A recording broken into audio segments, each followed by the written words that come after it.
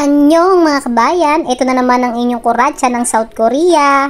Sa mga ka-OFW ko dyan, kahit pagod, puyat, laban pa rin para sa kinabukasan ng pamilya. O, diba? Extra job dito sa South Korea kasi meron tayong regular job dito. So, Monday to Friday. Pero minsan wala akong trabaho sa Friday. May mga kaibigan tayo na naghahanap ng extra na tao, mga workers, ganyan, tuwing Saturday and Sunday. So, ine-extrahan na po namin yan. Naglinis kami ng CR. Ito ay isang simbahan na hindi naman lagi sila nagpapalinis. Pag may mga visit at mga special events lang sa kanila. Kaya may mga extra job dito sa Korea na pwede mong pasukan.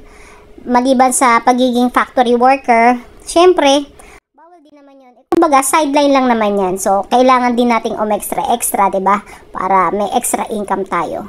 So, please, watch and subscribe sa ating YouTube channel, Kuratsa Vlog.